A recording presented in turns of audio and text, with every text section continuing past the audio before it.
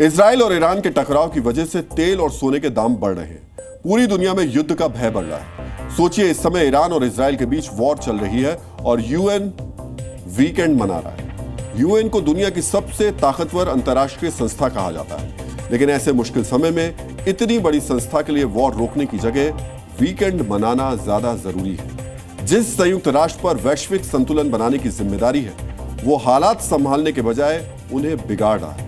हम ऐसा क्यों कह रहे हैं, ये जानने के लिए आपको संयुक्त राष्ट्र का नया बयान देखना चाहिए। अपने बयान में संयुक्त राष्ट्र ने कहा कि इजराइल और ईरान को अपनी सैन्य कार्रवाई पर अंकुश लगाना चाहिए ताकि ये स्थिति किसी बड़े युद्ध में ना बदले। बातचीत ही हर समस्या का समाधान है और संवाद से ही ईरान के शांतिपूर्ण परमाणु कार्यक्रमों की सुरक्षा हो सकती है। इस बयान में कुछ शब्दों पर गौर कीजिए। संयुक्त राष्ट्र ने ईरान के परमाणु कार्यक्रम को शांतिपूर्ण कहा है, जबकि इजराइल और अमेरिका का दावा है कि ईरान परमाणु बम बना रहा है।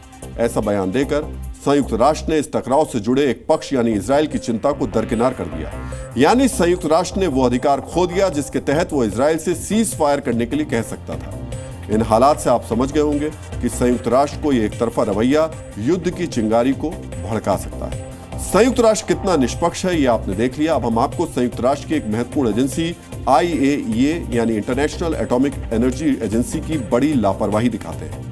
इजराइल और ईरान दोनों ने ही एक दूसरे के परमाणु अड्डों पर हमले किए, जो बड़ी त्रासदी की वजह बन सकते हैं। इस मुद्दे पर संयुक्त राष्ट्र की एजेंसी को दिन रात काम करना चाहिए, लेकिन उन्होंने पहले अपना आराम चुना। ईरान और इजराइल के परमाणु संयंत्रों पर पहली बैठक शुक्रवार को हुई।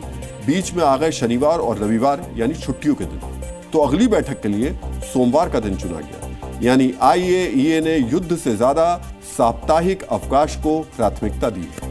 शनिवार तो गुजर गया, लेकिन अगर रविवार को इजराइल या फिर ईरान किसी परमाणु अड्डे पर हमला कर दे, उसे ध्वस्त कर दे, तो इससे रेडिएशन लीक होने का खतरा बढ़ जाएगा। तब क्या संयुक्त राष्ट्र की यह संस्था इस त्रासदी की जिम्मेदारी लेगी? इसी रवैये की वजह से आज दुनिया में कहा जाने लगा है कि जब संयुक्त राष्ट्र और उसकी संस्थाएं अपनी जिम्मेदारी नहीं निभाते तो उन पर ताला क्यों नहीं लगा देना चाहिए।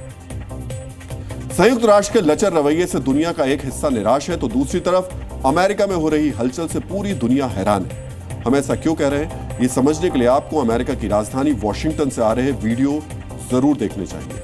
वॉशिंगटन की सड़कों पर सैनिक कदमताल कर रहे हैं। सड़क और रेल मार्ग से हजारों टैंक वॉशिंगटन पहुंच रहे हैं और जगह जगह गोलियां चल रही हैं। इन तस्वीरों को देखकर किसी आम इंसान को लगेगा शायद अमेरिका में गृह युद्ध हो रहा है, लेकिन ये कोई युद्ध नहीं बल्कि एक आयोजन है जिसे अमेरिका में मिलिट्री परेड कहा जाता है। इस बार मिलिट्री परेड की वजह है अमेरिकी सेना का 250वां स्थापना दिवस। इस बार परेड में 6600 सैनिक शामिल होंगे। इन सैनिकों के साथ 8 टैंक भी परेड में चलेंगे। हवा में 24 हेलीकॉप्टर और 4 विमान अमेरिकी सेना का झंडा फहराएंगे। आमतौर पर यह परेड किसी बड़े युद्ध में विजय के बाद निकाली जाती है। पिछली बार 1991 का खाड़ी युद्ध जीतने के बाद वॉशिंगटन में परेड निकाली गई थी। इसी वजह से सवाल पूछे जा रहे हैं कि अमेरिका कोई युद्ध तो नहीं लड़ा, तो फिर शांतिकाल में परेड क्यों निकाली जा रही है? जानकारों के मुताबिक इस सवाल का जवाब अमेरिकी राष्ट्रपति डोनाल्ड ट्रंप का शक्ति प्रदर्शन है। माना जा रहा है कि ट्रंप ईरान को यह संदेश देना चाहते हैं कि परमाणु कार्यक्रम पर अमेरिकी शर्तें तेहरान को माननी ही होंगी।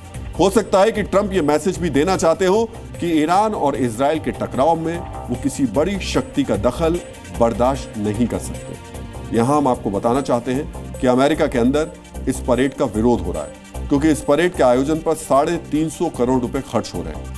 लेकिन डोनाल्ड ट्रंप की शख्सियत ऐसी नहीं है कि वो किसी विरोध के सामने झुक जाए, और ट्रंप ने अपनी ये फितरत एक बार नहीं कई बार साबित की। Z News।